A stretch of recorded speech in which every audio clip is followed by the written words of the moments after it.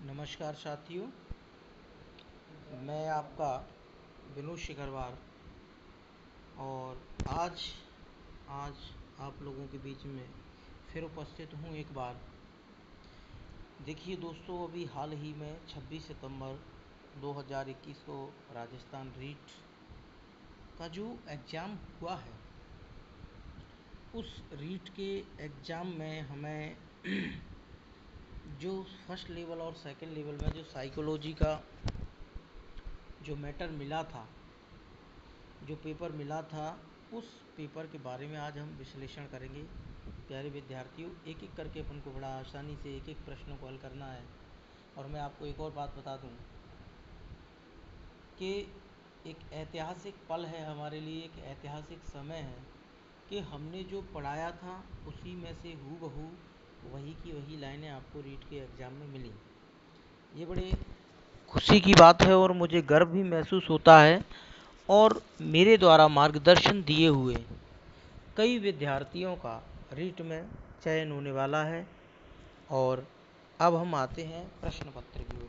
देखिए, हर टीचर का विश्लेषण अलग अलग है, मेरा विश्लेषण थोड़ा अलग है। देखिए, पहला प्रश्न क्या है विद्यार्थियों। सबसे पहला प्रश्न दे रहा है, बाल केंद्रित शिक्षण विधि का अर्थ है। अब यहाँ हमें दिमाग लगाना है, बाल केंद्रित शिक्षण विधि है, इसका क्या अर्थ है कि बच्चों को शिक्षक का अनुसरण और अनुकरण करने के लिए कहना भी है कि जैसा शिक्षक टीचर बोले वैसा बच्चा करे। तो भाई एक बात बड़ी विलक्षण है कि जैसा टीचर बोले बच्चा वैसा करे, तो ये बाल केंद्रित नहीं है, ये तो बेटा शिक्षक पर डिपेंड हो गया। तो ये पहला ऑप्शन गलत है। बच्चों को पूर्ण रूप से स्वतंत्रता देना, पूर्ण रूप से स्वतंत्रता यदि दे देंगे तो वो भैया ऐसा करेगा, स्कूल में टेबलों को तोड़ेगा, फर्नीचर को तोड़ेगा और तोड़ फोड़ मचाएगा, क्योंकि पूर्ण स्वतंत्रता तो ये भी गलत है। बच्चों को नैतिक शिक्षा देना, नैतिक शिक्षा और बाल केंद्रित शिक्षा से कोई मेल नहीं है, ये भी गलत है। तो अपना यहाँ पर मेरे प्यारे विद्यार्थियों सही जवाब क्या होगा, बच्चों की अभिव्यक्ति और सक्रिय भागीदारी को महत्व देना, ये इसका ऑप्शन डी बिल्कुल सही होगा। ज़्यादा समय ना लगाते हुए मैं एक एक करके सारे प्रश्नों को हल करता चलता हूँ। हाँ, आगे बढ़ते हैं क्वेश्चन नंबर 2। देख, क्वेश्चन नंबर 2 क्या कह रहा है, Raven progressive matrices are used to measure. Raven progressive matrices का प्रयोग किसके मापन के लिए किया जाता है? व्यक्तित्व के मापन के लिए, अधिगम के मापन के लिए, बुद्धि के मापन के लिए, सृजनात्मकता के मापन के लिए। देखिए, रेवन प्रोग्रेसिव जो मैट्रिसेस टेस्ट होता है मेरे प्यारे विद्यार्थियों, इसके बारे में आप भली भांति जानते हो। और भली भांति जानते हो, ये जो रेवन प्रोग्रेसिव मैट्रिसेस टेस्ट होता है, ये अशाब्दिक परीक्षणों में आता है। अगर हम बात करें तो ये कौन से अशाब्दिक परीक्षण में आता है, यानी सामूहिक अशाब्दिक जो बुद्धि के परीक्षण है, group non verbal intelligence test है, उनकी श्रेणी में आता है। और इंटेलिजेंसी टेस्ट से ये संबंधित है, तो इसमें सही होगा बुद्धि, यानी बुद्धि अपना जवाब बिल्कुल सही है। रेवन मैट्रिसेस जो प्रोसेस है वो बुद्धि से संबंधित है, ठीक है। According to Vygotsky children learn, यानी वाइगोस्की के अनुसार बालक सीखते हैं। देखो कितना अच्छा प्रश्न है, मैं आपको पहले भी बता चुका हूँ। अरे 67 जवाब होना चाहिए, इनमें तो कोई टेंशन लेने वाली बात नहीं है। वाइगोस्की के अनुसार बच्चे सीखते हैं, भैया अनुकरण गलत बात है ना। अनुकरण की बात यदि आती है तो हैगार्टी चल जाएगा, बंडूरा चल जाएगा, गलत बात। जब पुनर्बलन प्रदान किया जाता है, ये तो भैया देखो मेरी बात सुनो, अनुकरण की बात आती है ना, अनुकरण की बात आती है, तो जब अनुकरण की बात आती है तो भैया यहाँ अनुकरण में किसका रहता है भैया, अनुकरण में योगदान है, मैं बात करूं तो बंडूरा। किसका योगदान है? बंडूरा का योगदान है। अगर ऑप्शन में बंडूरा नहीं मिलता है तो अनुकरण में किसका योगदान है भैया? हैगार्टी का योगदान है। हैगार्टी या बंडूरा, तो ये बिल्कुल गलत है, क्योंकि वाइगोस्की से संबंधित नहीं है अनुकरण, ठीक है क्या। अब बात आती है भैया, जब पुनर्बलन प्रदान किया जाता है तो पुनर्बलन दिया जाता है, तो ये तो भैया स्किनर महोदय का है भैया पुनर्बलन, यानी जो इन्होंने ऑपरेंट कंडीशनिंग बताया है उसके अंतर्गत पुनर्बलन से जोर दिया है। और परिपक्वता पर जो जोर दिया है, परिपक्व अधिगम पर, ये अपना स्टेनली हॉल ने दिया है। और मैं बात करूं तो यानी कहने का मतलब ये है, अधिगम परिपक्वता से होता है, ऐसा स्टेनली हॉल ने माना है। तो ये भी बिल्कुल अपना मैच नहीं है। लेकिन यहाँ पर देखा जाता है एक ऑप्शन है जो मैं आपको बता चुका हूँ कि वयस्कों और समवयस्कों, यानी वयस्कों और समवयस्कों के साथ परस्पर क्रिया के माध्यम से सीखा जाता है, ये वाइगोस्की का मानना है। तो ऑप्शन बी इसमें इज द राइट आंसर। चलो इसी प्रकार आगे की ओर बढ़ते हैं। आगे अपन को किधर चलना है? आगे देखो अगला question, which psychologist first created the intelligence test. देखिए जब बुद्धि परीक्षणों की बात आती है तो बुद्धि का सबसे पहला परीक्षण बना था लेवेटर के द्वारा, बनाया गया था 1772 ईस्वी में, शारीरिक क्रियाओं के आधार पर था। अब यहाँ पर मनोवैज्ञानिकों की बात आती तो सबसे पहला जो मनोवैज्ञानिक है उसने बुद्धि परीक्षण जो बनाया है वो तो भैया अल्फ्रेड विने है। कितना इजी क्वेश्चन है, तो कोई ज़्यादा टेंशन वाली बात नहीं। 1905 में बनाया था विने ने अपने मित्र थियोडोर साइमन की मदद से। एक शिक्षक द्वारा प्रतिभाशाली बालकों के उत्थान के लिए कौन सा प्रयोग किया जाता है? देखो कौन सा प्रयोग किया जाता है, मेरी बात सुनो पहले। पढ़ाने की धीमी गति, प्रतिभाशाली है और धीमी गति चलाएं? अरे ना बाबा ना, ये तो बिल्कुल ही पगलिया गया क्या है। उन्हें दंड देना, अरे ये क्या है? उन पर ध्यान नहीं देना, अरे ये क्या है? ये देखिए ये भी गलत बात है, ये भी गलत बात है, ये भी गलत बात है। तीनों हमें अपनी आंखों में खटक रही हैं। लेकिन विशिष्ट कक्षाएं और उनको प्रोत्साहन देना, यानी विशिष्ट कक्षाएं यदि अपन उनको देंगे और प्रोत्साहन देंगे, यानी स्पेशल क्लासेस एंड मोटिवेशन, प्रोत्साहन का मतलब उन्हें मोटिवेट करेंगे, तो ये प्रतिभाशाली बालकों के संदर्भ में बिल्कुल सही बात है। तो यहाँ पर अपना ऑप्शन भी राइट आंसर। चलो आगे की ओर बढ़ते हैं मेरे प्यारे विद्यार्थियों। क्वेश्चन नंबर 6, देखो मेरी बात सुनो, अगर इसको अपन अंग्रेजी से पढ़ेंगे तो बेटर रहेगा। वो क्या कह रहा है? According to Albert Bandura, 4 conditions are necessary in observational learning, the right sequence of these conditions. यानी अल्बर्ट बांडूरा के अनुसार देखा जाए तो निरीक्षणात्मक जो अधिगम सिद्धांत उन्होंने दिया है, सामाजिक अधिगम का सिद्धांत दिया है, तो उसके लिए 4 परिस्थितियां हैं। यानी मॉडलिंग के 4 सोपान होते हैं, अधिगम के 4 सोपान होते हैं। इन परिस्थितियों का सही क्रम होगा। मेरी बात सुनिए, अल्बर्ट बांडूरा के बारे में मैंने बताया कि देखो सबसे पहले ध्यान देना, ध्यान, उसके बाद पुनः ध्यान देते हैं, यानी कहने का मतलब है धारण करना, उसके बाद पुनः प्रतिपादन, फिर उसके बाद अभिप्रेरणा या पुनर्बलन। तो यहाँ पर पहला अटेंशन, उसके बाद अटेंशन, फिर रिप्रोडक्शन और मोटिवेशन। तो यदि मैं बात करूँ तो ऑप्शन सी इसका बिल्कुल सही है। अगर अपन चर्चा का विषय बनाते हैं तो ऑप्शन सी इसका बिल्कुल, option C is the right answer. हाँ जी, आगे की ओर बढ़ते हैं। आगे अपना क्या है? सिगमंड फ्रायड के अनुसार अचेतन मन की विशेषताओं को ज्ञात करने की सर्वाधिक उपयुक्त विधि है। तो फ्रायड ने तो भैया विश्लेषण पर काम किया था, स्वप्न विश्लेषण और सैचर विधि। ये जो 2 विधियां हैं फ्रायड की हैं, तो इसमें बिल्कुल हमें ज़्यादा दिमाग नहीं लगाना है और आसानी से जवाब देना है। स्वप्न विश्लेषण। ADHD मीन्स, देखो मैंने अपनी क्लास में कितनी बार बताया है आप लोगों को, ADHD मैंने देखिए कलाम पर भी पढ़ाया था और अपने संस्थान पर भी मैंने आप लोगों को बताया था, और ऑनलाइन ऑफलाइन कई माध्यम से ADHD को मैंने पहली वरीयता दी है। ADHD मतलब अटेंशन हाइपर एक्टिविटी, कहने का मतलब अटेंशन डिसऑर्डर हाई, जो ADHD है attention deficit hyper activity disorder जिसको बोला जाता है ADHD, ये ध्यान से संबंधित विकार होता है। तो इसमें अपन अवधान विकार वाले जो बालक है, ध्यान विकार वाले, वो ADHD से संबंधित होते हैं। हाँ, आगे आते हैं। एक परीक्षण जो व्यक्ति की किसी एक या अधिक क्षेत्रों में विशेषताओं कमियों को व्यक्त करने के लिए, देखिए कमी कहने का मतलब कमियों को पता चलता है निदान के माध्यम से, तो इसमें अपना ऑप्शन बी सही हो जाएगा। आते हैं अगला प्रश्न नंबर 10, भारतीय संविधान में कौन से संशोधन द्वारा शिक्षा अधिकार अधिनियम सम्मिलित किया गया है? तो भैया 86वां संविधान संशोधन। चिल्ला चिल्ला के मेरा गला फट गया, ये भी अगर गलत करके आते हो तो फिर भैया समझ लो कोई मतलब नहीं है तुम्हारी पढ़ाई लिखाई का। इसके बाद NCF 2005 में कला शिक्षा को जोड़ने का उद्देश्य क्या है? आप भी जानते हैं कि NCF 2005 में कला शिक्षा, देखो तार्किक चिंतन से अगर बात करें तो भैया तार्किक चिंतन का कला शिक्षा से कोई संबंध है? गलत बात है।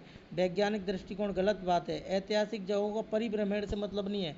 जो सांस्कृतिक विरासत है ना, उस सांस्कृतिक विरासत को क्या करना, की सराहना करना। ये option C is the right answer है अपना यहाँ पर।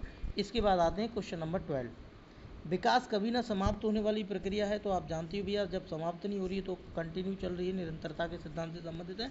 तो ऑप्शन ए इसमें इज द राइट आंसर। निम्नलिखित में से कौन सा बुद्धि का घटक नहीं? मेरी बात सुनो। तार्किक चिंतन। मेरी बात सुनो, मैंने आपको बताया है कि संज्ञान का संबंध हमारी बुद्धि से होता है। संज्ञान में क्या होता है? स्मृति, कल्पना, तर्क, चिंतन, समस्या समाधान, संश्लेषण, विश्लेषण। अब आप एक बात बताइए, ये सारी चीज़ें संज्ञान में होती हैं कि नहीं होती हैं? तो कहने का मतलब है कि बुद्धि के माध्यम से क्या है? सीखना, अनुभवों द्वारा अधिगम।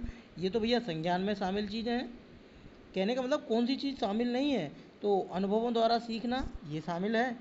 मेमोरी है बुद्धि में है, चिंतन है बुद्धि में है, लेकिन रुचियाँ यानी व्यावसायिक रुचियाँ ये बुद्धि में नहीं है, इसलिए यही ऑप्शन इसमें से हटाना पड़ेगा हमें। ऑप्शन बी इसका बिल्कुल सही हो जाएगा। यानी व्यावसायिक रुचियाँ बुद्धि से संबंधित नहीं होती हैं। अब मेरी बात सुनो, अब इसको और एक्सप्लेन मैं बेटर तरीके से करूँ तो देखो, ध्यान देंगे, जो मैं एक्सप्लेन कर रहा हूँ उसको थोड़ा सा समझेंगे अपन लोग। मेरी बात सुनो, यानी कहने का मतलब है बुद्धि, और अगर मैं बुद्धि की बात करता हूँ तो बुद्धि में जो डॉक्टर बी.एस. ब्लूम के द्वारा जो वर्गीकरण किया गया था वो कौन से पक्ष से संबंधित थी? ज्ञानात्मक पक्ष से, यानी कॉग्निटिव डोमेन से संबंधित थी, ज्ञानात्मक पक्ष से संबंधित थी बुद्धि। बुद्धि हमारी कौन से पक्ष से संबंधित है? बुद्धि का संबंध होता है मेरे प्यारे विद्यार्थियों ज्ञानात्मक पक्ष से। कौन से पक्ष से संबंधित होता है? ज्ञानात्मक पक्ष से। और मेरी बात सुनो पहले, और कहने का मतलब दूसरा होता है भैया भावात्मक पक्ष। अब भावात्मक पक्ष में क्या आती है? इंसान की रुचि है, नज़रिया है, दृष्टिकोण है, तो ये भावात्मक पक्ष से संबंधित हो गया।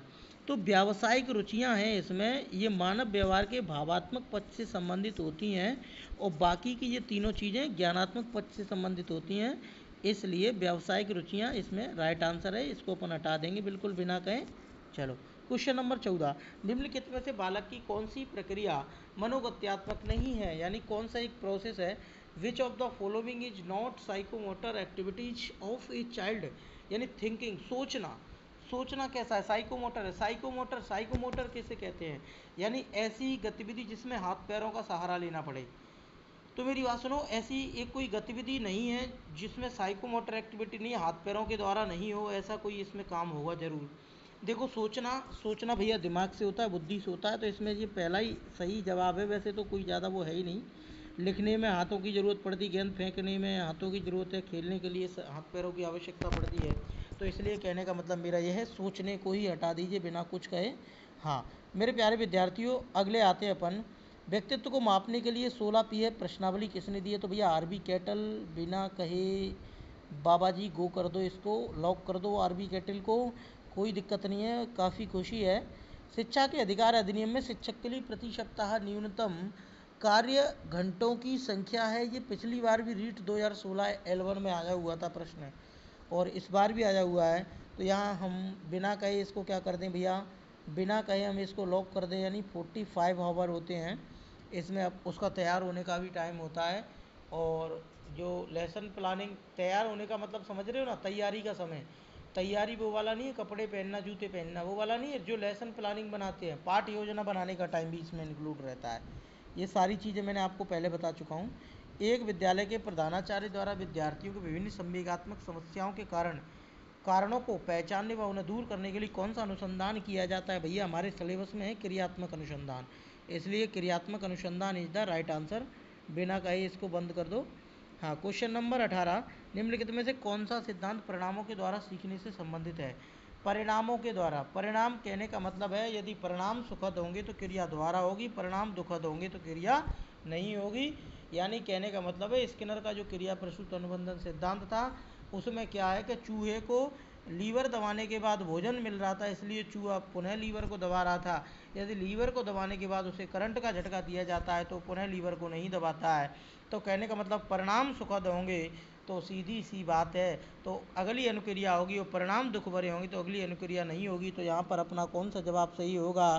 क्रिया प्रसूत अनुबंधन, यानी ऑपरेंट कंडीशनिंग थ्योरी, यानी स्किनर के द्वारा क्रिया प्रसूत अनुबंधन। यानी कहने का मतलब है, मेरी बात सुनो, मैं आपको थोड़ा सा एक्सप्लेन कर देता हूँ। जैसे मेरी बात सुनो, यहाँ पर ध्यान देंगे अपन थोड़ा। यानी चूहे ने क्या की? चूहे ने की क्रिया, यानी क्रिया का मतलब लीवर को दबाया, और उसके बाद क्या मिला उसे? भोजन मिला उद्दीपक के रूप में। वो भोजन किसका काम किया भैया? भोजन ने पुनर्बलन का काम किया, रेनफोर्समेंट का काम किया। ये जो पुनर्बलन है, अगर ये सुख देने वाला है तो फिर से क्रिया होगी, अगर ये दुख देने वाला है तो पुनः क्रिया नहीं होगी। कारण क्या है? इसी कारण तो इसको अपन क्या बोलते हैं भैया? कौन सा सिद्धांत बोलते हैं इसको? अपन साधनात्मक व्यवहार का सिद्धांत भी बोलते हैं, इंस्ट्रूमेंटल कंडीशनिंग थ्योरी भी बोल देते हैं। इसके बाद अगला क्वेश्चन, जब हम वर्तमान स्कीमा का प्रयोग, देखो इंग्लिश वर्जन देखना पड़ेगा।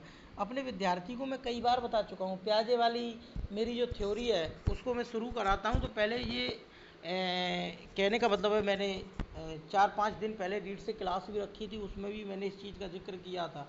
यहाँ से क्वेश्चन आएगा, विद्यार्थियों को मैंने बुलाया भी था एक जगह पर, तो टाइम निकाल करके जब मैंने बताया था उस दिन भी मैं इसी चीज़ को बता रहा था कि यहाँ से प्रश्न बहुत आता है। देखो, एडेप्टेशन प्रोसेस होती है, इसकी दो सब प्रोसेस होती हैं, एक होती है एसिमुलेशन, एक होती है एकोमोडेशन।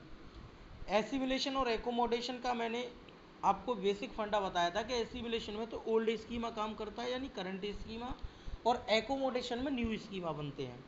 तो यहाँ पर बात क्या कर रहा है? When we use our current schema to interpret the external world it is called, जब हम वर्तमान स्कीमा का प्रयोग बाह्य जगत के विश्लेषण हेतु करते हैं तो उसको कहा जाता है। तो मेरे प्यारे विद्यार्थी, जब स्कीमा वर्तमान चल रहा है, नया स्कीमा आया नहीं, तो वही स्कीमा तो क्या हुआ? आत्मसातीकरण हुआ। यानी कहने का मतलब है assimilation is the right answer, कोई रोक नहीं सकता है। अब तो चलते चलो, कितना अच्छा पेपर आया है, मुझे तो बड़ा आश्चर्य होता है। निम्नलिखित में से कौन सी प्रक्षेपी परीक्षण की विशेषता नहीं है? देखिए मेरी बात सुनो, मैंने आपको जब व्यक्तित्व पढ़ाया था तो व्यक्तित्व में मैंने व्यक्तित्व मापन की विधियों को दो भागों में विभाजित किया था। एक थी प्रोजेक्टिव, एक थी नॉन प्रोजेक्टिव, यानी प्रक्षेपी विधि और अप्रक्षेपी विधि। प्रक्षेपी विधियों के बारे में मैंने बताया था कि ये विधियाँ ऐसी होती हैं, इन विधियों में हम बालक के सामने अर्थहीन अस्पष्ट सामग्री प्रस्तुत करते हैं जिसमें कुछ साफ दिखाई नहीं दिया जाता है। अर्थहीन अस्पष्ट, जैसे टेट देखा जाए, कैट देखा जाए, आईबीटी देखा जाए, इनमें क्या होता है? अर्थहीन अस्पष्ट सामग्री, यानी कुछ समझ में नहीं आए। क्यों? प्रत्येक बच्चे को यदि खड़ा किया जाए कि ये इसमें क्या चित्र में दिखाई दे रहा है, तो प्रत्येक बच्चे के क्या है? अलग अलग विचार आते हैं। तो कौन सी प्रक्षेपी विधि की विशेषता नहीं है? तो मेरी बात सुनो, कहने का मतलब अस्पष्ट उद्दीपक। भैया एक बात सुनो मेरे प्यारे विद्यार्थियों, अरे छोटे छोटे नन्हे मुन्ने बच्चों, अस्पष्ट उद्दीपक होते हैं, ये तो मैंने खूब बताई थी चिल्ला चिल्ला करके। अनुक्रिया की स्वतंत्रता, अरे भैया मैंने तुमको खड़ा किया, दूसरे को खड़ा किया, तीसरे को खड़ा किया, भैया सबको स्वतंत्रता है अपने अपने विचार व्यक्त करने की, ये भी सही है इसमें। व्यक्तिपरक प्रत्यक्षण, यानी कहने का मतलब सब्जेक्टिव परसेप्शन होता है इसमें। अरे एक बात बताइए, मैंने यदि खड़ा किया रीना को, चलो बताइए इस क्षेत्र पर क्या है, तो उसने बताया गुरुजी इस क्षेत्र पर तो मुझे भूत नजर आ रहे हैं, क्योंकि उसके अचेतन मन में जैसी बात दबी होगी वैसी निकल करके आएगी। मैंने मोहन को खड़ा किया तो मोहन अपने विचार व्यक्त करता है, यानी कि मैंने सोहन को खड़ा किया तो वो अपने अलग अलग विचार व्यक्त करता है, यानी व्यक्तिपरक प्रत्यक्षण होता है इन विधियों के माध्यम से। ये तीनों बातें बिल्कुल सही हैं, लेकिन व्याख्या वस्तुनिष्ठ नहीं होती है। व्याख्या बेटा कैसी होती है? निबंधात्मक होती है। तो ये विशेषता बिल्कुल इसने क्या कर दी है? गलत दे दी है, इसलिए हम इसको हटा देंगे, यानी डी ऑप्शन इसमें इज द राइट आंसर। इसके बाद आगे की ओर आते हैं, क्वेश्चन नंबर अपना 21, निम्नलिखित में से कौन सी विशेषता प्रतिभावान विद्यार्थी की है? मैंने आपको बताया है कि यदि कक्षा की गतिविधियां अधिक चुनौतीपूर्ण नहीं होती तो वो कम प्रेरित अनुभव करता है। सही बात है, अगर चुनौतीपूर्ण नहीं है भाई, चैलेंजेस नहीं है, तो कम प्रेरित अनुभव करता है और ऊब जाता है, ये तो है। आक्रामक कुंठित, ऐसा कोई ज़रूरी नहीं है, गलत बात है भैया, ये तो बहुत भेदभाव कर रहा है। वह रस्मी व्यवहार करता है, ये भी गलत बात है। बहुत तुक मिजाज होता है, ये भी गलत बात है। ये तीनों ये विशेषताएं नीचे की दी है ना, ये विशेषताएं दी हैं समस्यात्मक बालकों की। ये तीनों विशेषताएं हैं वो कौन से बालकों की हैं? वो समस्यात्मक बालकों की विशेषता हैं, प्रॉब्लमेटिक चिल्ड्रन होते हैं, उनकी विशेषता दी है नन्हे मुन्नो। जानते हो ना आप लोग, कितने अच्छे तरीके से मैंने पढ़ाई थी आपको ये बातें हैं। इसके बाद विशेष आवश्यकता वाले बच्चों को शामिल करना एक अवास्तविक लक्ष्य है, विद्यालयों पर भार को बढ़ा देना। देखो मेरी बात सुनो, विशेष आवश्यकता वाले बच्चे कौन से होते हैं आप जानते हो? विशेष CWS और N, सी का मतलब चिल्ड्रन, डब्ल्यू का मतलब चिल्ड्रन विथ स्पेशल नीड, यानी CWS एन कहते हैं अपन विशेष आवश्यकता वाले बच्चों को।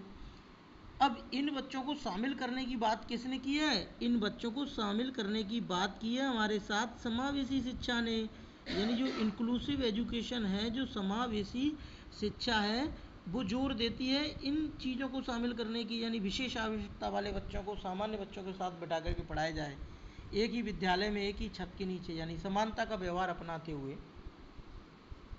अब इसके बाद देखिए अवास्तविक लक्ष्य है विद्यालयों पर भार का बढ़ाना है। भैया ये तो निगेटिव है, बहुत बुरा बोल रहे हो यार तुम, ये क्या बुरा बोलते रहते हो यार, समझ में नहीं आता। जिसमें अक्षमता ना हो उन बच्चों के लिए हानिकारक, अरे ये भी तुम बहुत बुरा बोले। शिक्षण के प्रति कहने का मतलब है दृष्टिकोण, विषय वस्तु, धारण परिवर्तन की अपेक्षा रखता है। धारणा परिवर्तन यानी कहने का मतलब है, यानी शिक्षण के प्रति दृष्टिकोण बदलेगा, विषय वस्तु और धारणा परिवर्तन यानी सोच में परिवर्तन, उन बच्चों की सोच में, धारणा में परिवर्तन, यानी पुरानी सोच को बदलना है, सभी को साथ साथ समानता का व्यवहार देना है। तो ये अपना बिल्कुल सी ऑप्शन इसमें द राइट आंसर है। इसके बाद आते हैं अपन आगे की ओर। हाँ, समस्या समाधान नहीं है, मेरी बात सुनो, समस्या समाधान नहीं है, लक्ष्योन्मुखी। अरे भैया समस्या समाधान में लक्ष्य की ओर उन्मुख होते हैं, अरे बिल्कुल सही बात है। और एक कौशल जो सीखा जा सकता है, जिसका अभ्यास किया है, सही बात है। समझ और क्रमिक चरणों पर आधारित है, सही बात है। लेकिन संगीत संबंधी योग्यता के बारे में ये बिल्कुल गलत बात है। तो इसमें ये बिल्कुल राइट आंसर हो जाएगा, D is the right answer. इसके बाद प्रासंगिक अंतर्बोध परीक्षण में व्यक्तित्व मापने की कौन सी विधि है? भैया ये तो ऐसा है कि चुल्लू भर पानी में डूब मर जाओ, अगर ये भी प्रश्न गलत है तो ये प्रक्षेपी विधि है। इन चीज़ों को विनोद सिकरवार की क्लास में कोई टेंशन लेने की जरूरत नहीं है। निम्नलिखित में कौन सा सृजनात्मकता की ओर ले जाता है? भैया ऐसा है, मैंने आपको बताया था, अपसारी चिंतन जिसे अपन बोलते हैं डाइवर्जेंट थिंकिंग। डाइवर्जेंट होता है सृजनशील बालकों से संबंधित और कन्वर्जेंट होता है प्रतिभाशाली बालकों के से संबंधित। ठीक है क्या, आ गई ना बात समझ में? तो ये तो कोई शर्म वाली बात है ये भी। 25 क्वेश्चन नंबर 26, यदि एक बालक की वास्तविक आयु 13 वर्ष है, मानसिक आयु 14 वर्ष है, तो मेरी बात सुनो, तो उस बालक की बुद्धि लब्धि क्या होगी? क्या कह रहा है? वास्तविक आयु कितनी है? 13। वास्तविक आयु यानी MA/CA होता है, मानसिक आयु MA दे रहा है 14, यानी बुद्धि लब्धि का फॉर्मूला क्या होता है? इंटेलिजेंसी क्वेश्चन का फॉर्मूला क्या होता है? MA/CA × 100। अरे आप जानते ही हो। तो MA का मान कितना है? 14 और CA का मान कितना है? 13 × 100। अगर इसका कैलकुलेशन निकालेंगे तो अपना इसमें लगभग निकलेगा 107.69, यानी B option is the right answer. घबराने वाली कोई बात नहीं है, आप तो नन्हे मुन्ने बहुत समझदार हो। हाँ, the classical conditioning theory of learning was propounded by, किसने propounded की है ये थ्योरी? ये भैया क्लासिकल कंडीशनिंग, मैंने क्या बोला था, क्लासिकल कंडीशनिंग थ्योरी जो दी है वो पावलव ने दी है, यानी उसकी घंटी की आवाज़ थी ना, वो क्लासिकल एक म्यूजिक का प्रकार था, इसलिए इसके सिद्धांत को क्लासिकल कंडीशनिंग कहा जाता है। ये आपको कई बार हम बताए हुए हैं। ठीक है क्या? इसके बाद अगला प्रश्न है, बाल अपराध का कारण है माता पिता में अनबन, परिवार के सदस्यों को सहानुभूति व्यवहार। भैया ये तो अगर सहानुभूति व्यवहार है तो बाल अपराधी बच्चा हो ही नहीं सकता है, तो ये तो गलत बात है भैया, ये कारण नहीं हो सकता। परिवार में आपस की सहमति, ये भी कारण नहीं हो सकता है। समृद्ध परिवार, ये भी कारण। माता पिता में अनबन हो, ये बाल अपराध का एक कारण हो सकता है, इसलिए इसमें अपना B is the right answer. Question number 29, बालकों के मुफ्त एवं अनिवार्य शिक्षा यानी RT एक्ट क्वेश्चन है 2009 के अधिनियम के अंतर्गत देखा जाता है तो किसका ध्यान दिया गया है? देखो मेरी बात सुनो, अध्यापकों को प्रशिक्षण सुविधा प्रदान करना, सीधी सी बात है भैया। RT एक्ट की कहने का मतलब है जो अध्यापकों की जो ट्रेनिंग की बात होती है, धारा 24 में ऐसा वर्णन है, तो अध्यापकों को, टीचरों को ट्रेनिंग कर देना RT एक्ट में है, ये धारा 24 में है। घुमंतु बालकों के प्रवेश को सुनिश्चित करना, ये भी बात है भैया, प्रवेश तो करना ही करना है, कौन सी बात नहीं है। एकेडमिक कैलेंडर निर्धारित करना, ये भी RT एक्ट में है, लेकिन 14 वर्ष के पश्चात शिक्षा व्यवस्था, ये RT एक्ट में नहीं है, इसलिए इसी ऑप्शन को अपन क्या करेंगे, बिल्कुल से हटा देंगे अच्छी तरीके से। क्वेश्चन नंबर 30, कौन सा चरण शोध कौन सा चरण शोध को क्रियात्मक अनुसंधान बनाता है?